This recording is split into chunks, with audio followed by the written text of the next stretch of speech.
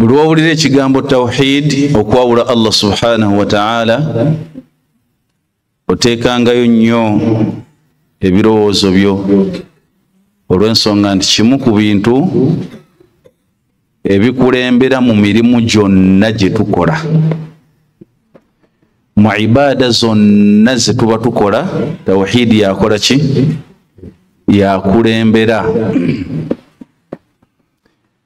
Era ne bw'obanga osiibye n'osaala n'osaddaaka n'otoola zakatul fitri nga bwe tugenda okugitoola, kyemmanyi n'abamu bayinza oba nga bagitandisereko dda, n'osaala salatul layiri naye ng'oyina ebibbo, oyina yirisi, oyina wewateeka eddagala erikuuma awaka, oyina wewateeka eddagala mu kamooli, oyina ebibbo by'abalongo ebyekika n'ebirala byonna ebirelated ne shirik, biri byonna by'oba okoze by'oba osinziza nabyo Allah subhanahu wa ta'ala batilan, byonna biba bifu. Allah tabaraka wa ta'ala tabikola ki? Tabikkiriza. Qawluhu, ekigambo ky'omuwandiisi w'ekitabo kyaffe kino kyagamba nti baabu tafsiri tawhidi, omulyango ogunnyonnyola okwawula Allah subhanahu wa ta'ala, wa shahadatu an la ilaha illa Allah, n'okukkiriza nti teri akisinzibwa mutuufu wa kusinzibwa okuggyako Allah. Agamba nti atufu ddaalu ala almadlul, obunno bwebwetoolololo bw'ensonga zonna. Ako ke kafunvu k'obusiraamu bwonna.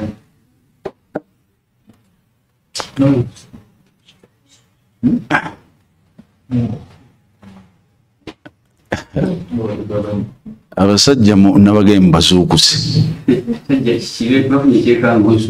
mubazuukuseeko abatannaba basobole okugenda badde nga bamaze okutereera. Ekirala naawe tuseetingewo inshallah.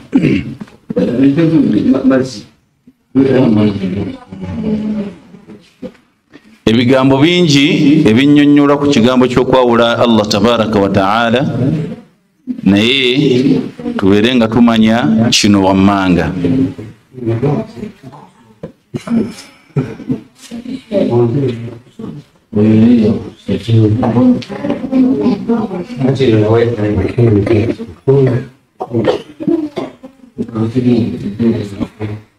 Naam, nga yebatereza abasajja okubeera nga beetereza, naffe tusigale nga tugenda mu maaso mpola mpola insha Allah tabaraka wa ta'ala. Yagamba Allah subhanahu wa ta'ala, wa qada rabbuka alla ta'budu illa iyyahu, wa qada rabbuka alla ta'budu illa iyyahu. Yasalawo Allah subhanahu wa ta'ala obutasinza kintu kyonna okuggyako gyali Allah subhanahu wa ta'ala. Bagamba nti, abamanyi bagamba nti eyo aya eyo, wa qada rabbuka alla ta'budu illa iyyahu, yasalawo Allah subhanahu wa ta'ala obutasinza kintu kyonna okuggyako ye gyali Allah tabaraka wa ta'ala. Eyo aya ezimu ku aya ezinnyonnyola ekigambo tawhidi, zezimu ku aya ezinnyonnyola okutegeera ekigambo okwawulaani Allah subhanahu wa ta'ala.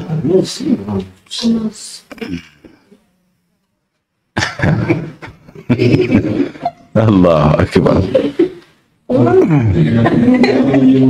Abaye mpola mpola mbakwateko mpola mpola, mbafulumye wali ate mbagoberezeeko babeere nga beetereza.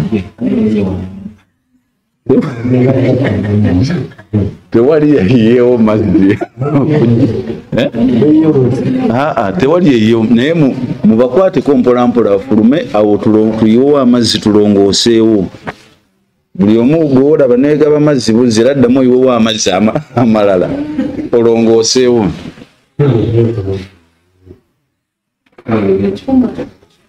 Naam, assalamu alaikum wa rahmatullahi wa barakatuh.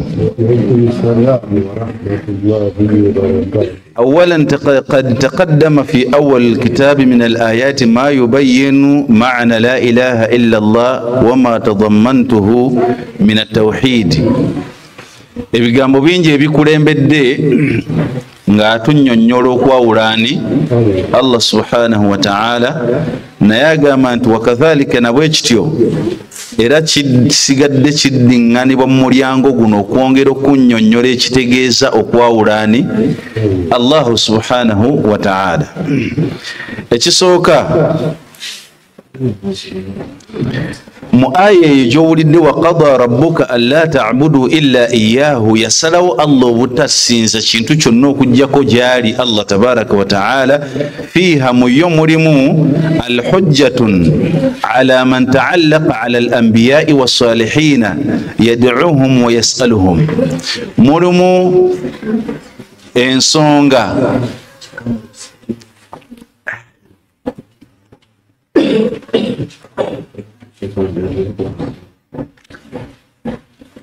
mulimu ensonga ekusonyiisa oba ejjawo abo bonna abasinza. Waliwo abantu abalinga basinza ba anbiya wa alayhimu salatu wassalamu, abantu abaali basinza bannabbi, n'abo abasinza abalongoofu nga bo bagoberera baki balongoofu abo mu kubasinza.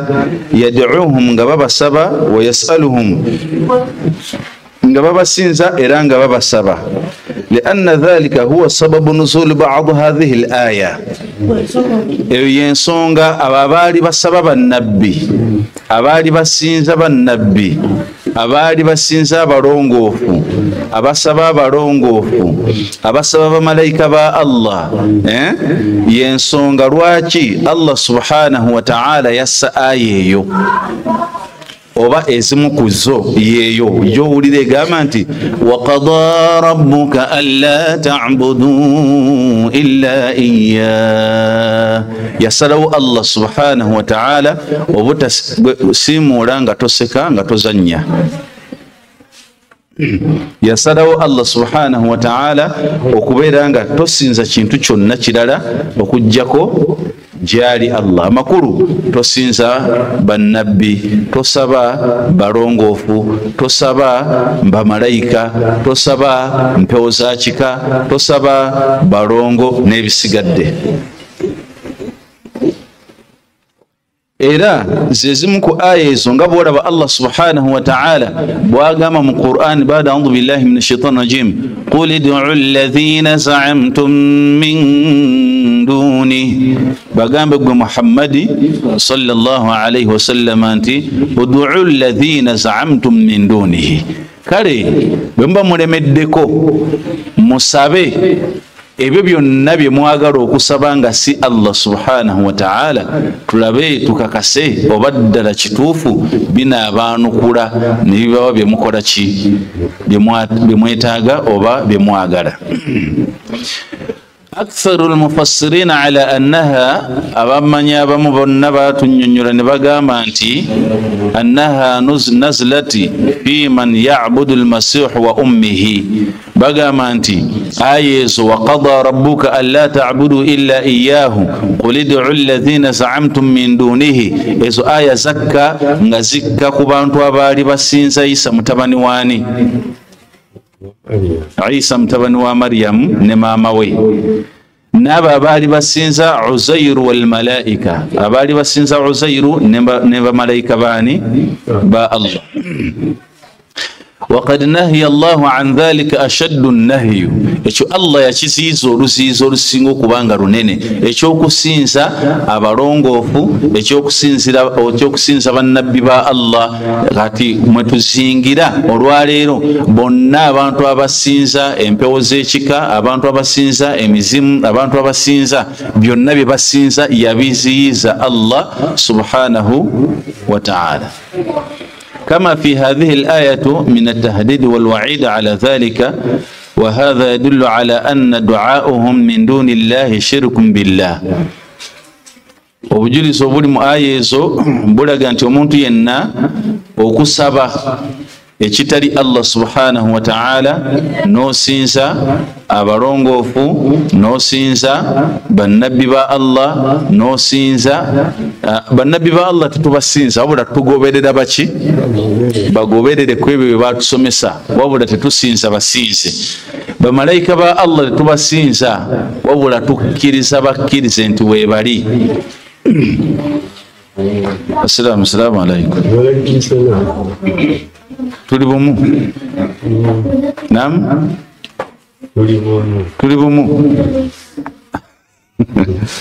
abasajja baleesa akakyankalano naye kajja kuggwa insha Allah abo bannabbi tetubasinza era tetubasaba wabula tukkiriza bakkirize nakugoberera ebyo bye batusomesa bye bajja nabyo nga batusomesa eddiini ya Allah subhanahu wa ta'ala وهذا يدل على أن دعائهم من دون الله كبسبان تصبي الله شرك بالله وبوغ السكواني والله سنغو سببوتي وانغ محمد ومبكوا الله نكسبون نيامبي ونتجرز الله statement يجولنا وسباني وسبي النبي صلى الله عليه وسلم نكسبون نيامبي الله ontegereze Allah oba nsabo nyambe ompe kino oba ogasse kwani ku Allah subhanahu wa ta'ala kati butyate onaagenda n'asaba bajjajja bwe kibanga Allah subhanahu wa ta'ala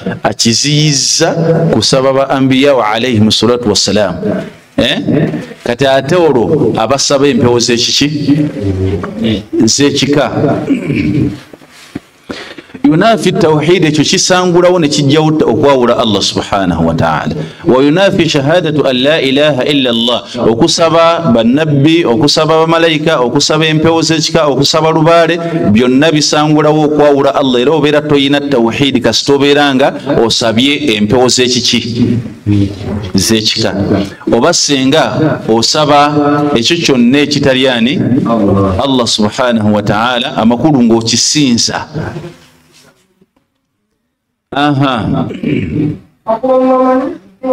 ينافي شهادة أن لا إله إلا الله إلى النفي شرك في العبادة والبراءة من عبادة كل ما عبد من دون الله tuteekebwa okubeera nga tusangulawo kyonna ekyokugatta ku Allah subhanahu wa ta'ala mu kumusinza tuteekebwa okubeera nga tujjawo ekyo kyonna ekisabwa nga si Allah subhanahu wa ta'ala mu ibada oba mu kumusinza walbaraatu n'okwesamba min ibadatun mu kusinza kullu kyonna ma ubida ekisinzibwa min dunillah nga si ani نسي الله سبحانه وتعالى فإن التوحيد تشيتبوك واورا الله سبحانه وتعالى ألا يدعو إلا الله وحده تقولكم مليان وقاما أكون ينوريكي قامو التوحيد تفسير التوحيد أكون ينوريكي توحيد كتوانا فقامنتي فإن التوحيد من يتي قامو تشيتبوك واوراني Allah tabaraka wa ta'ala alla yad'u kwekubanga tosaba kyonna illa Allah wahdahu okujjako ng'osaba Allah mu bwatya mu bw'omuwe wa kalimatul ikhlas n'ekigambo ky'okwawula Allah subhanahu wa ta'ala nafati hadha shirk kyekimu ku bisangulawo oba ne bijjawo okugatta ku Allah okwo otya buli ibada yonna gy'oba okola oteekebwa okugikola ng'ojawulidde Allah subhanahu wa ta'ala eteekebwa okubaamu ikhlaasu olutuula luno lwe tutudde wano mululaba bw'obanga olutudde ku lwa Allah subhanahu wa ta'ala nga olutudde ku lwa gundi andabe nti wendi, ekyo kitegeeza nti okoze shiriki gwokoze arriya, yoyo waago bayita kabakolaki kabandabe. Oyo nabbi sallallahu alayhi wasallama yamutwewaza. Amakulu ne tuba tutudde wano tutuulawo nga tutuddewo ikhlasan lillahi azza wa jalla, tuba tutuddewo nga twawula Allah subhanahu wa ta'ala, tutuddewo ku lwa Allah tabaraka wa ta'ala. لأن دعوة غير الله تأليه وعبادة له والدعاء مخ العبادة.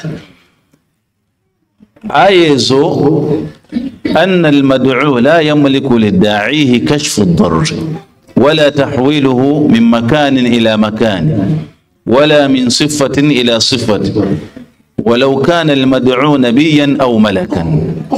Tegero kimanye nti aya ezizowulira ezigamba zitya, wa qada rabbuka alla ta'budu illa iyyahu, yalagira Allah obutasinza kintu kyonna okujjako ng'osinza ye yekka Allah subhanahu wa ta'ala.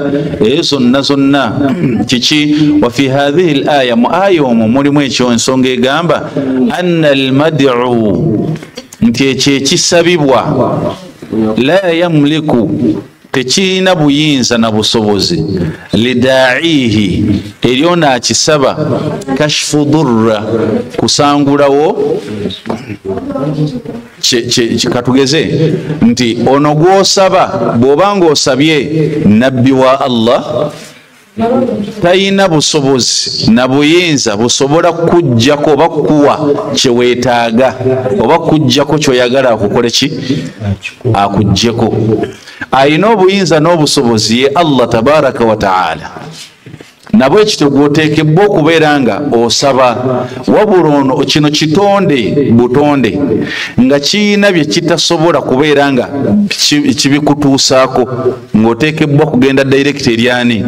Eri Allah subhanahu wa ta'ala.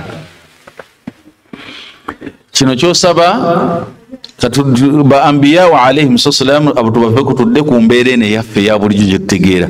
Bano bajjajja muwanga bano bookola ki? Boosaba. Tebasobola kukuyamba mu buzibu bw'olimu, ate tebasobola kukuwa bye weetaaga. Abiinako obusobozi ye Allah subhanahu wa ta'ala. Wala tahwiluhu, tebisobola kubeera nga bikukyusiza min makanin ila makani, kukujja mu kifo kino kukuzza mu kifo kirala. Gwe weteeberezaamu empewo z'ekikago ozireetera n'ebibbo ziteerawo. Ekisooka towulira nko ku kibbo ekyo nga kigamba nti kati nkooyo okubeera wano nziza wano.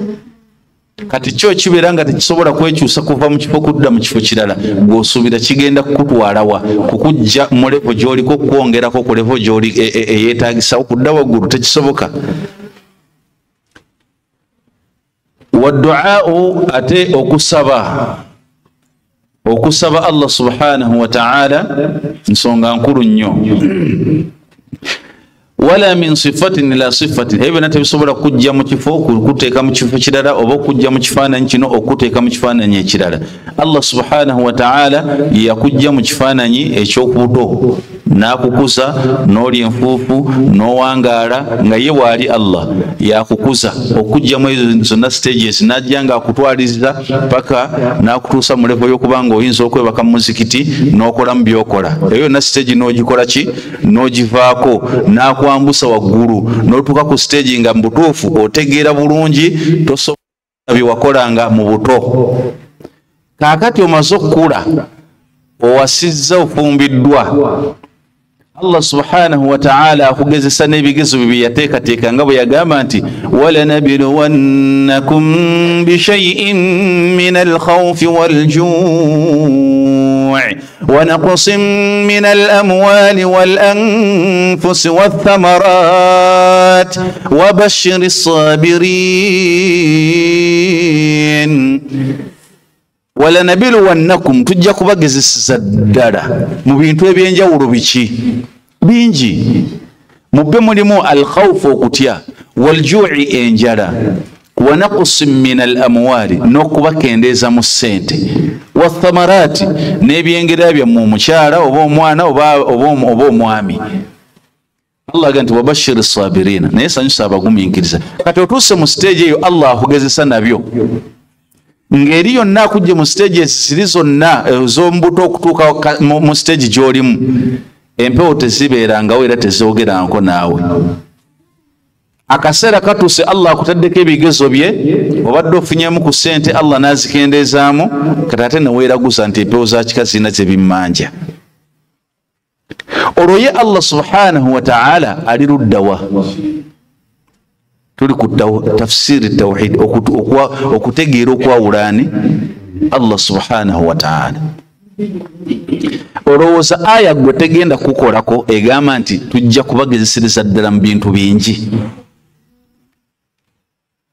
Ye mu bintu ebyo byamenya Allah subhanahu wa ta'ala, nsonga kye yasigalayo. Teriyo kigezo kyonna mu bigezo okujjako nga byonna yabizingazinga Allah mu aya ey'emu. Buli kyowulira nti kigezo kizza eri obulamu bwo yakizinga Allah subhanahu wa ta'ala n'akiteeka mu aya ey'etya walanabluwannakum bishai'in. Ekyo tekirinaako kkomo.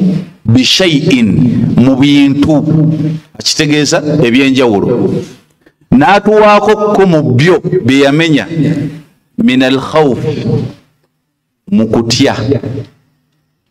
Ekitwala abantu mu shiriki kutya, kweraliikirira. Walju'i, enjala, lubuto, sente, kufuna byakulya, muntu kubeerawo nga mwali mulamu, kyekimutwala mu shiriki. Wa naqsin min al-amwali, eyo nayo point emazeewo abantu okuba nga bayingira shiriki. Ate iyo yagireeta ngeri open bulungi, wa naqsin min al-amwali, nja kubakendeeza ne mu ssente. Ssente zikendeddemu guga nti walwandi obubi, walwandoga. Ekitegeeza Allah takugezesa gwe toli mu bantu Allah bagezesa. Wa naqsin min al-amwali, sente nazo nja zikola ki? Nja zikwatamu. Wa thamarati, n'ebyengera. Bw'otandika okumenyaamenya thamarati, ebikulu mu byabamanyi bye basimbako essira mulimu ekisooka omwana eri abazadde, eyo thamara, kyengera.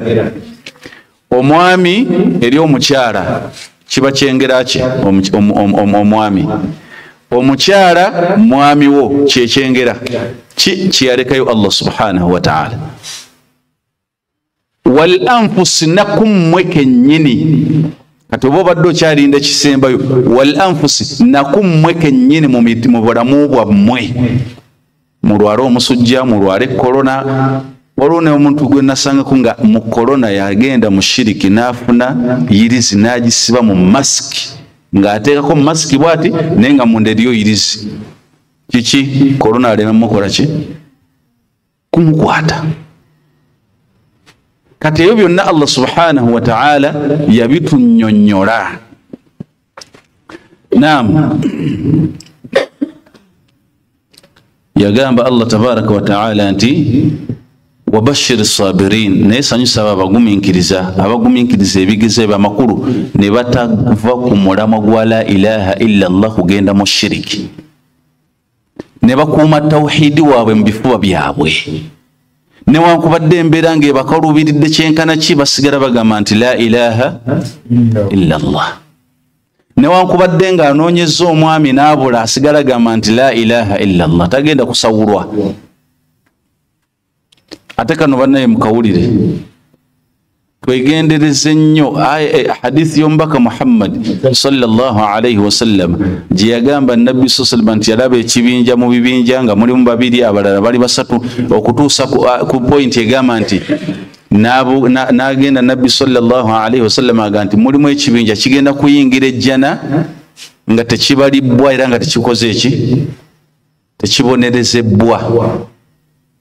Kati basahaba ne basigala nga beebuuza man hum, be baani abo?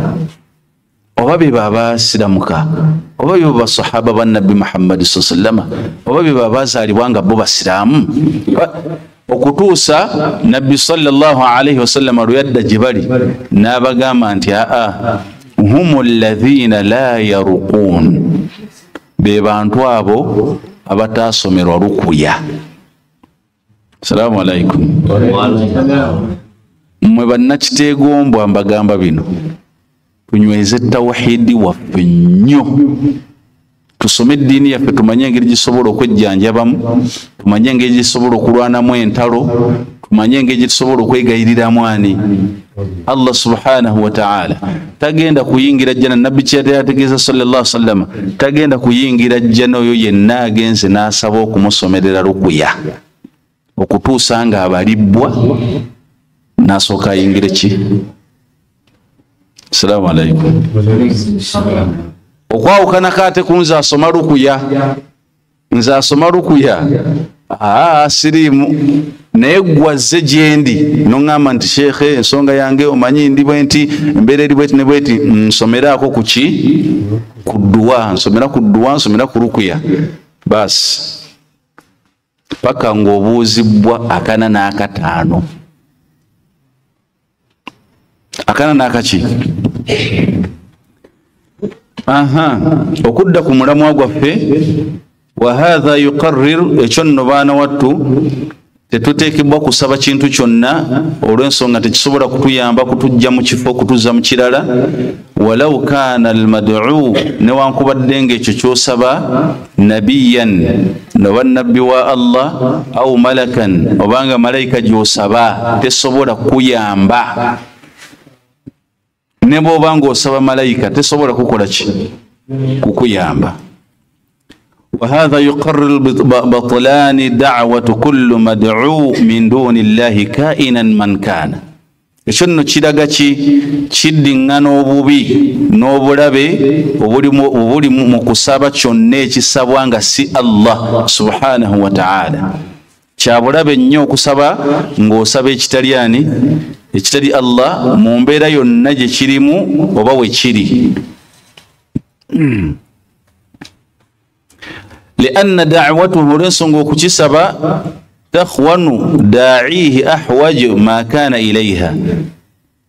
Shiba kigobererwako kuba nti ono gw'oteekebwa okusaba ateekebwa okuba ng'ayina kapasite esobola okubeera ng'ekuwa ekyo kye weetaaga. Kakati ate ng'ono gw'okisaba takirinaako kapasite oba gweweegayirira tayina busobozi busobola kukuyamba oba okukutaasa.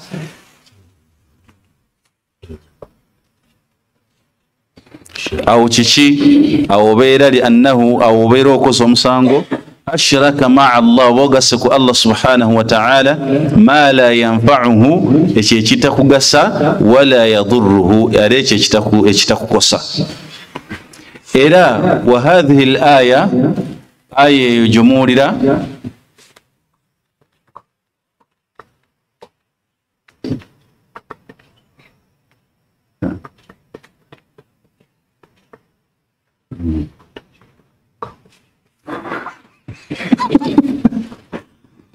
نعم. وهذه الآية آية يجوري قامت وقضى ربك ألا تعبدوا إلا إياه وبالوالدين إحسانا، تقرر التوحيد ومعنى لا إله إلا الله. Newobanga togitegedde ssaawa zino ddayo ogikoleko tafsiri yeerimu ekigambo ekiyitibwa okwawula ani Allah subhanahu wa ta'ala, era mwemuli amakulu ga la ilaha illa Allah.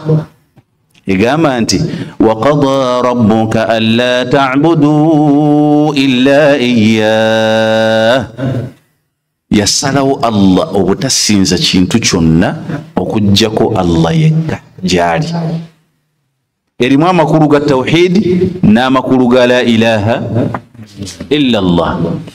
Wa qawlu Allahi ta'ala, ekigambo ky'owekitiibwa Allah subhanahu wa ta'ala, eno aya nayo erimu amakulu ga tawhidi n'amakulu ga la ilaha illa Allah. Eri aya emu kugirabye wa qada rabbuka alla ta'budu illa iyyahu. Eyokubiri yagamba Allah tabaraka wa ta'ala ulaika alladhina yad'una yabtaghuna ila rabbihimul wasila ayyuhum aqrab wa yarjuna rahmatahu wa yakhafuna 'adhabah inna 'adhaba rabbika kana mahdhura. أولئك الذين يدعون أبابا السبا أبابا كوراتي ولوا بالسبا نبي بالسبا كتي الله تبارك وتعالى قال أولئك الذين أظنوا يدعون ببالسبا ulaika alladhina yad'una abo bibakola ki bebasaba yabtaghuna ila rabbihimul wasila bali bize bali mukutoba kulabanga bafuna rujegere kuboli batuseri Allah wawe tukitegere bulungi bano basaba bano bebasabwa.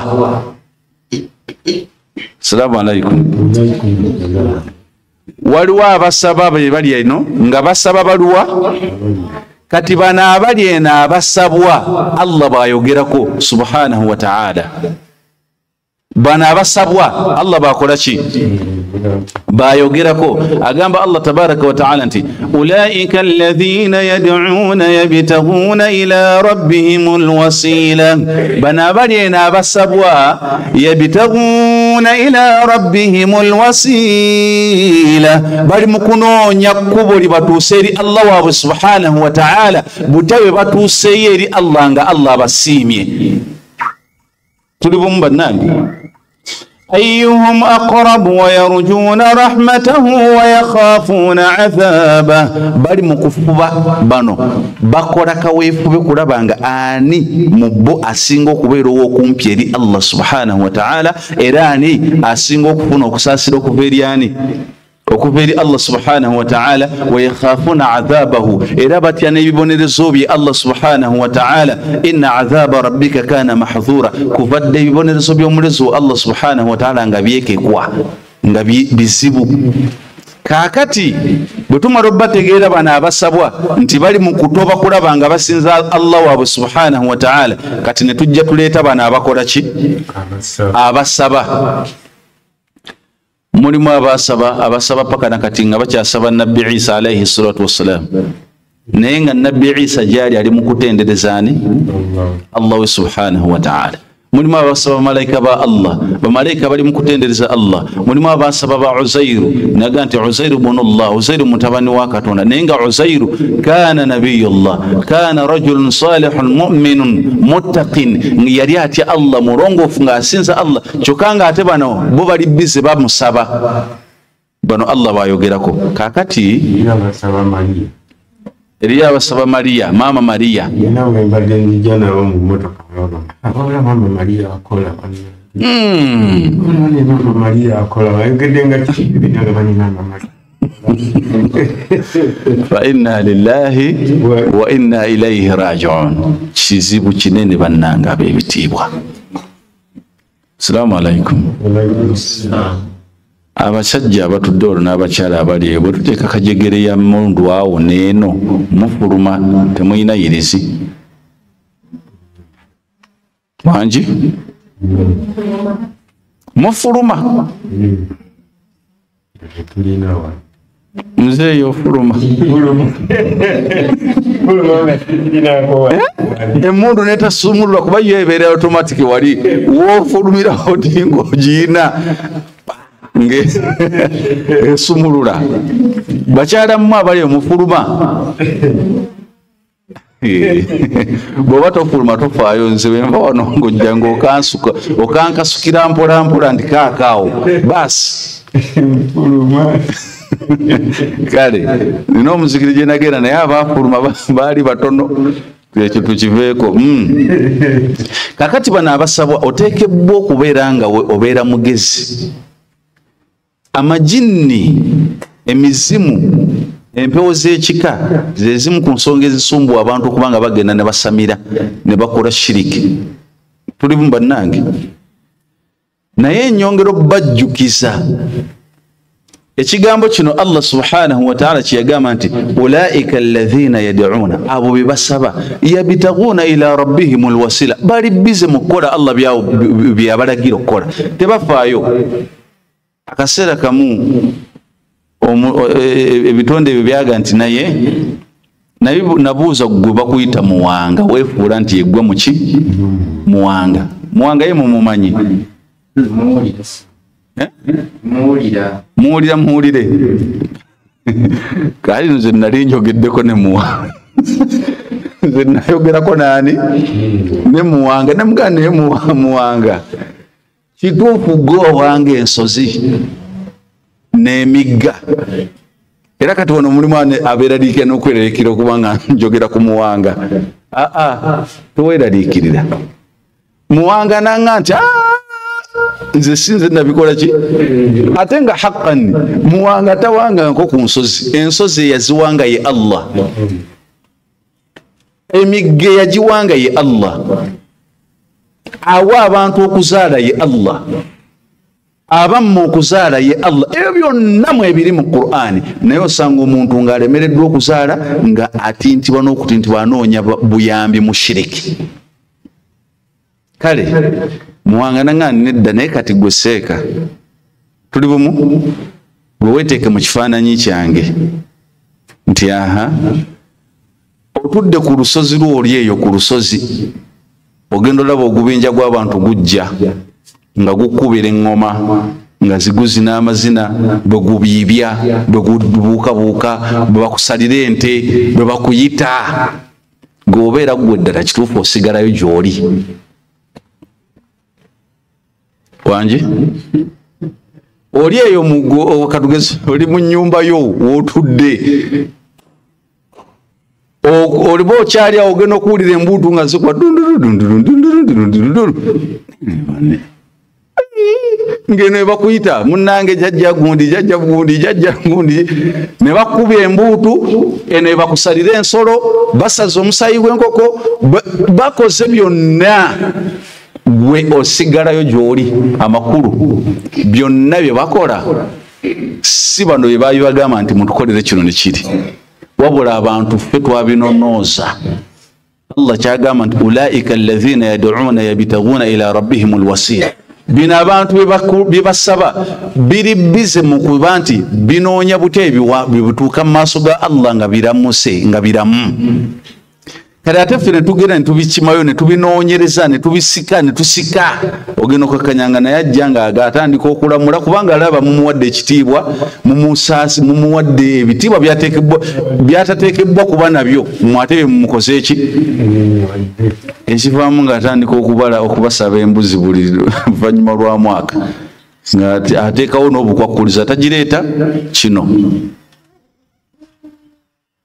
So ekigambo okwawula Allah subhanahu wa ta'ala kigazi era kiwanvu naye mu points zetwagala tufune aya esoose egamba nti wa qada rabbuka an la ta'budu illa iyyahu. Aya eyokubiri ulaika alladhina yad'una yabtaghuna ila rabbihimul wasila. Tosaba nabbi, tosaba malaika, tosaba shekhe, tosaba ani, sabani Allah subhanahu wa ta'ala.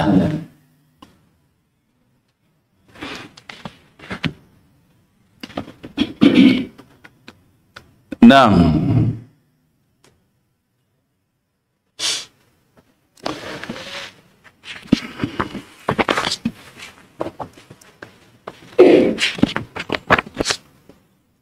Mutafsiri ya la ilaha illa Allah ne okutegeera okwawula Allah subhanahu wa ta'ala tujja kutunuulira ku nabbi waffe Ibrahim alayhi salatu wassalam.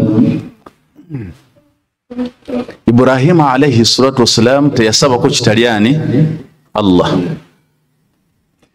Ibrahimu embera ne yakaluba embera ne yafaanana etya teyava ku la ilaha illa Allah okuva mu ntandikwaye okutuuka ku nkomekererooze.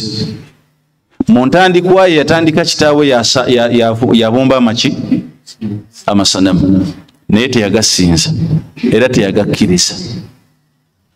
Ibrahimu alayhi salatu wassalam ku nkomekerero ye Ibrahimu alayhi salatu wassalam n'ateekawo okulwanyisa amasanamu nga ye mumanye ekyafaayo kye bulungi. Enkomekerero ye ne bagamba nti kati Ibrahimu wakuttibwa na muliro tumwoke aveewo. Lwaki? Asse bakatonda baffe atumazeeko emirembe ayogera ebya tawhidi ayogera ebyokutusinza katonda atya. Naye kikyenjagala mukyo nti olw'obulungi bwa tawhidi gwe yayina Ibrahimu alayhi salatu wassalam nasarahu Allah subhanahu wa ta'ala min aduwihi. Allah yamutaasa ku balabe be n'akomekereza ng'era Ibrahimu alayhi salatu wassalam yadde baamusuulayo mu muliro naye omuliro tegwamukola ki? Tegwamwokya. Lwaki tegwamwokya? Olw'ensonga nti yali ayawula Allah subhanahu wa ta'ala.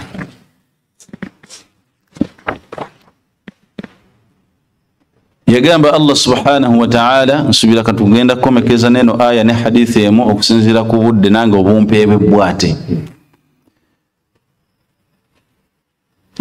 Wa minan nasi man yattakhidhu min duni llahi andada yuhibbunahum ka hubbillah.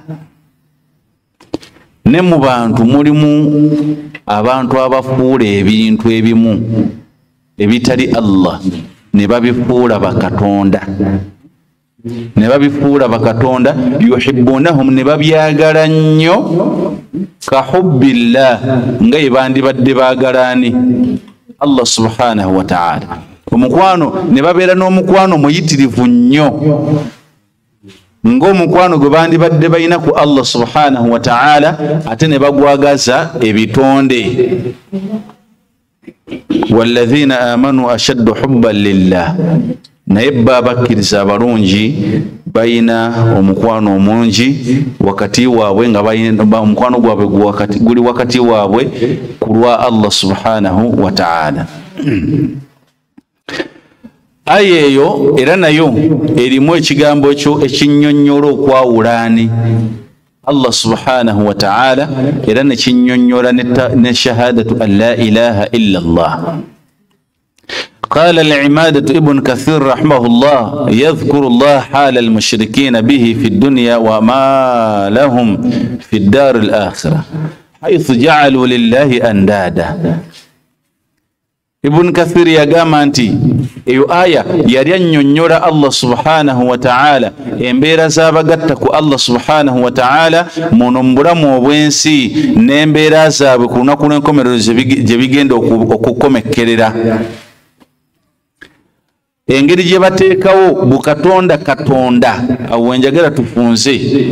Engeri gye bateekawo bukaki ja'alu lillahi andadan bateekawo bukatonda katonda ne babusinza nga babugatta ku Allah subhanahu wa ta'ala.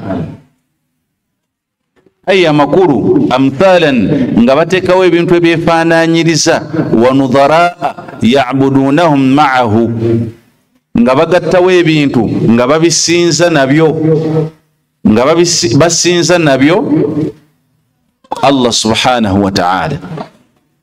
Ekyokulabirako omusajja omusanga n'agamba nti nze nakkiriza Allah n'omuki n'omubaka we Muhammad sallallahu alayhi wasallam. Omusajja oyo oba omukyalo oyo ate n'asinkana omwami nga wa muziro gwe gutya gumu bonna beddira manki mamba oba lugave ne basiimagana ng'abantu bamaliriza batuuka mu details nti oli wa lugave mufudde sisobola kufumbirwa wa muki wa muziro gwange oba sisobola kuwasa wa muziro gwange. Ekyo kyokoze shiriku otaddewo andada andada aliwa omuziro guno ogufudde andada omuziro gw'ogamba nti tosobola kuguwasa ogufudde Katonda. Assalamu alaikum. Bino tubiwulira abasiraamu wangi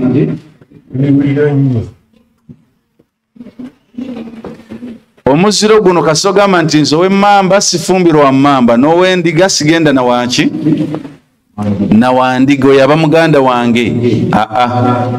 Ekyo ky'oba okoze obeera ogasse ku Allah subhanahu wa ta'ala era obalibwa nti okoze shiriki.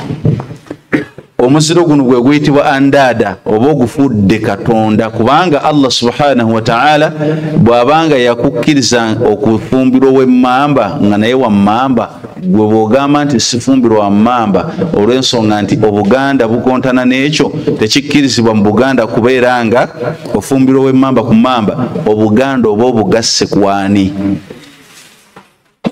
Oba obugasse kwani? Ku Allah subhanahu wa ta'ala. Abantu abo wayuhibbunahum ne babyagala nnyo ka hubbi nga bandibadde baagala Allah subhanahu wa ta'ala. Omusanga omuntu ng'obuganda abwagala nnyo okusinga obusiraamu.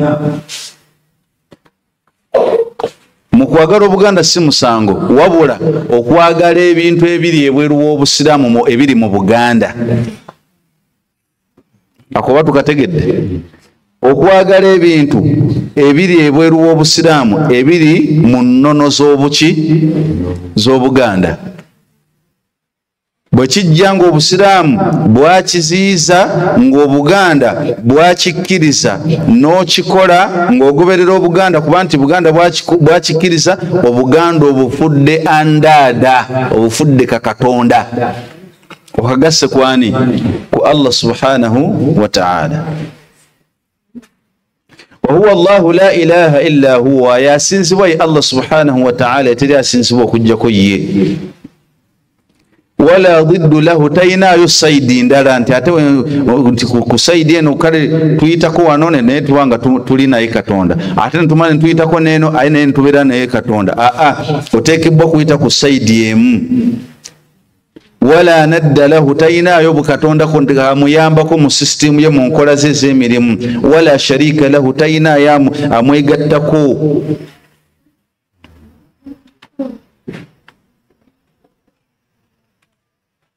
Mu hadithi esembayo umbaka Muhammad صلى الله عليه وسلم عن عبد الله بن مسعود رضي الله عنه قال قلت يا رسول الله أي ذنب أعظم. ابن مسعود رضي الله عنه يبوز بك محمد صلى الله عليه وسلم نام غامانتي أي ذنب چكاچا بيونو نفوچي چكاچا زامبي أعظم ekisinga. قال النبي صلى الله عليه وسلم نغامانتي أن تجعل لله ندا وهو خلقك. Edhambi erisinga kubanga dene kwe kuteeka katonda bukatonda obulala. Wa huwa khalaqaka, ate nga yakutonda.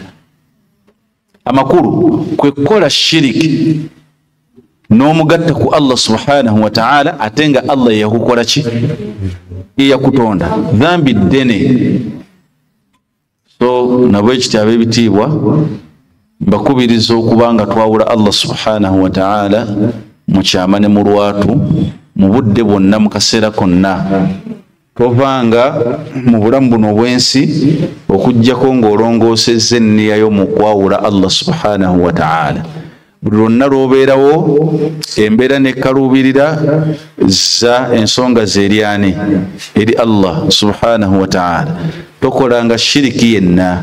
Nze Hussein Burhani mbakubiriza mu kiro kino nsaba Allah ajulire nti mbakubiriza ekigambo ekigamba nti temukolanga shiriki obulamu bwammwe bwonna. Imma nasru au shahada, eyo qaida tambula nayo beerawo ng'olinda either okutaasibwa kwa Allah oba okufanga oyina shahada amakulu bweyiba bizibu biguminkirize paka lwali tuusa Allah abikole ki abikujirewo oba sikyo guminkiriza nabyo ofe nengo ina shahada amakulu nga tukoze shiriki yenna tukuma aqida zaffe oba oliawo nezitubeerera nnungi maaso ga Allah tabaraka wa taala ate sina oba oliawo bwe tunakuuma aqida zaffe straight forward mu jjana ya Allah bwe zinaabuuka ebisigadde lutalo nabiwoobe maaso g'owekitiibwa Allah tabaraka wa taala سبحان الله نقسنا بيو نما بقسنا بيو سبحانك اللهم بحمدك نشهد أن لا إله إلا أنت نستغفره ونتوب إليه وكسنزلك ودي